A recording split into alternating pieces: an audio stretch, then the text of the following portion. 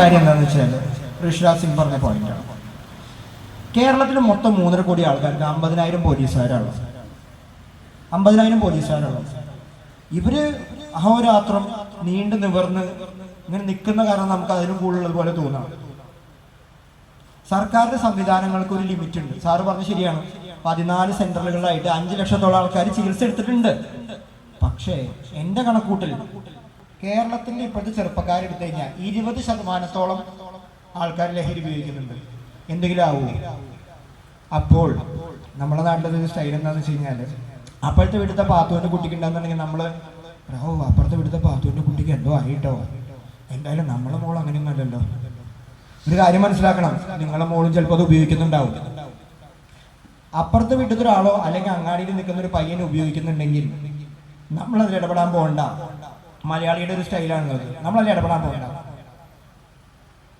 അങ്ങനെ ചെയ്യരുത്.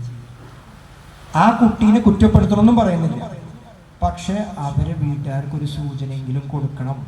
അത് നിങ്ങളെ ധാർമ്മിക ഉത്തരവാദിത്തമാണ്, നമ്മുടെ സമൂഹത്തിന്റെ ഉത്തരവാദിത്തമാണ്. ഇതിൽ പോലീസുകാരോ എക്സൈസുകാരോ ടീച്ചർമാർക്ക് മാത്രമല്ല പങ്ക്, നാട്ടുകാർക്ക്, നിങ്ങളെ പോലത്തെ കൂട്ടായ്മയ്ക്ക് എല്ലാവർക്കും പങ്കുണ്ട്, ടീച്ചർമാർക്കും പങ്കുണ്ട്. പിന്നെ വേറൊരു കാര്യം ഞാൻ പറയാം. എന്തൊരു നിയമം ഉണ്ടാക്കിയിട്ടുള്ളത് കുട്ടികളെ സംരക്ഷിക്കാനും സ്ത്രീകളെ സംരക്ഷിക്കാനാണ്.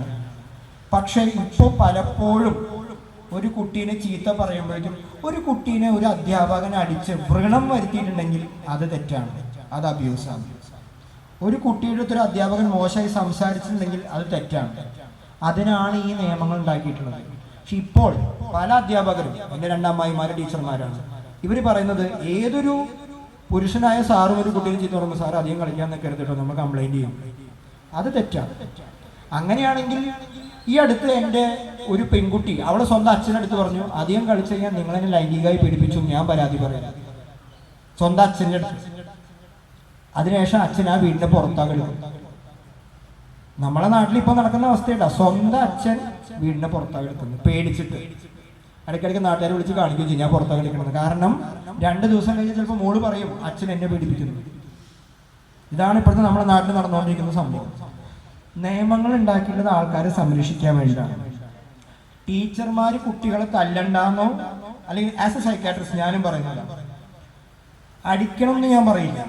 പക്ഷെ തെറ്റ് കണ്ടെങ്കിൽ അത് ചൂണ്ടിക്കാണിക്കണം, തെറ്റ് തെറ്റാന്ന് പറയണം. എൻ്റെ മോളോ മോനോ പെർഫെക്റ്റ് ആണെന്ന് നിങ്ങൾ ആരും പറയരുത്. അങ്ങനെ ആരുമില്ല. കുട്ടികളല്ലേ, അവർക്ക് അബദ്ധങ്ങൾ ഉണ്ടാവുമല്ലോ. അങ്ങനെ പെർഫെക്റ്റ് ആരെങ്കിലും ഉണ്ടോ? ആരുമില്ല. ഞാനായിരുന്നില്ല. ഞാൻ പഠിച്ചിരുന്ന കാലഘട്ടത്തിൽ അത്യാവശ്യം വികൃതിയുള്ള ആളായിരുന്നു. ടീച്ചർമാരെന്നെ ശകാരിച്ചിട്ടുണ്ടെങ്കിൽ ശരിയാക്കിയിട്ടുമുണ്ട്. അങ്ങനെയാണ് വളർന്നു വരിക. അല്ലെങ്കിൽ പിന്നെ എല്ലാവരും സർവ്വഗുണസമ്പന്നരായിട്ടല്ലേ. അങ്ങനെ പിന്നെ നമുക്ക് 10ാമത്തെ വയസ്സിൽ വോട്ട് ചെയ്യാൻ അധികാരം കൊടുക്കാമല്ലോ. 18 വരെ കാത്തിക്കേണ്ട ആവശ്യമില്ലല്ലോ. മനസ്സിലായോ? മാതാപിതാക്കൾക്ക് ഇതിൽ വലിയ തെറ്റുണ്ട്. നിങ്ങൾ നിങ്ങളുടെ വീട്ടിലത്തെ കുട്ടി പെർഫെക്റ്റ് ആണെന്ന് പറയരുത്. ചില അമ്മമാർ, ഞാൻ കുറച്ചു കാലം മുമ്പ് ഒരു സംഭവം പറഞ്ഞുതരാം. കുന്നംകുളത്തിനടുത്തായിട്ട് ഞാനൊരു LP സ്കൂളിൽ ക്ലാസ് എടുക്കാൻ പോയി. അവിടുത്തെ കൗൺസിലർ നിർബന്ധിച്ചിട്ടാണ് ഞാൻ പോയത്. അമ്മമാരൊക്കെ കഷ്ടപ്പെട്ടിട്ട് എന്തോ ഒരു യാതന പോലെ വന്നേക്കാണ്, എന്തിനാ നമ്മളെ വിളിച്ച് വരുത്തിയത് എന്നൊക്കെ പറഞ്ഞിട്ട്. വീട്ടിൽ എത്ര പണിയുണ്ട്. അതിലൊരു ഒറ്റ പുരുഷനുണ്ടായിരുന്നു. അതാണ് ഈ വേദിയിൽ എനിക്ക് ഇത്രയ്ക്കധികം പുരുഷന്മാരിക്കുമ്പോൾ സന്തോഷം തോന്നുന്നത്. അതിൽ ഒറ്റ പുരുഷനെ വന്നുള്ളൂ, ഓട്ടോറിക്ഷക്കാരനായിരുന്നു. അപ്പോൾ ഈ അമ്മമാരുടെ അടുത്തൊക്കെ ഞാൻ ചോദിച്ചു, നിങ്ങളുടെ മക്കൾ എങ്ങനെയാണ്? അപ്പോൾ അവർ പറഞ്ഞത് 5 നേരം നിസ്കരിക്കുന്ന കുട്ടികളാണ് സാറേ, നല്ല കുട്ടികളാണ്, പഠിക്കുകയും ചെയ്യും. ഇവരൊക്കെ പോയി കഴിഞ്ഞിട്ട് ആ ഓട്ടോറിക്ഷക്കാരൻ മുന്നിൽ പറഞ്ഞു, സാറേ ഞാനൊരു ഓട്ടോറിക്ഷ ഓടിക്കുന്ന ആളാണ്. ഇതിൽ പല പെൺപിള്ളേരും ക്ലാസ് കഴിഞ്ഞിട്ട് പല ചെക്കന്മാരൊപ്പം ബൈക്കിൽ പോയിട്ട് ട്യൂഷൻ ക്ലാസ് എന്ന് പറഞ്ഞിട്ട് പിന്നെ വൈകുന്നേരം വീട്ടിൽ വരുമ്പോൾ അവർ ട്യൂഷൻ ക്ലാസ് എന്ന് പറഞ്ഞിട്ടാണ് പോകുന്നത്. പക്ഷെ അവർ ട്യൂഷൻ ക്ലാസ്സിലേക്ക് അല്ല പോകുന്നത്. അപ്പോൾ എല്ലാ കാര്യങ്ങളും കണ്ണടച്ച് വിശ്വസിക്കരുത്. മനസ്സിലായോ? ഞാൻ പറഞ്ഞത് നമ്മൾ എല്ലാ കുട്ടികളും ചീത്തയാന്നല്ല, നല്ല കുട്ടികൾ തന്നെയാണ്. പക്ഷേ ഋഷിരാജ് സിംഗ് സാറ് പറഞ്ഞൊരു വലിയ പോയിന്റ് ഉണ്ട്. നമ്മളുടെ കുട്ടികൾക്ക് സംസാരിക്കണം. നമ്മൾ സ്വന്തം കുട്ടികളെ മൊബൈൽ ഉപയോഗിക്കാമെന്ന് പറഞ്ഞിട്ട്, ഞാൻ കുറച്ച് ദിവസം ഒരു വീട്ടിലേക്ക് പോയപ്പോൾ ഞാൻ കണ്ടൊരു സംഭവം. കുട്ടി ഇരുന്ന് പഠിക്കുക, അച്ഛനും അമ്മയും മൊബൈൽ നോക്കിയിരിക്കുക, അമ്മൂമ്മ TV സീരിയൽ കണ്ടിരിക്കുക. എന്നിട്ട് നമ്മൾ കുട്ടികളെ കുറ്റപ്പെടുത്തുക. അതെങ്ങനെ ശരിയാവുക? അച്ഛൻ ചാനൽ ചർച്ച കാണുന്നു, അമ്മ സീരിയൽ കാണുന്നു, കുട്ടി ഇരുന്ന് പഠിച്ചോളാം. ഈ കുട്ടികൾക്ക് നമ്മളിരുന്ന് സംസാരിക്കുന്നുണ്ടോ?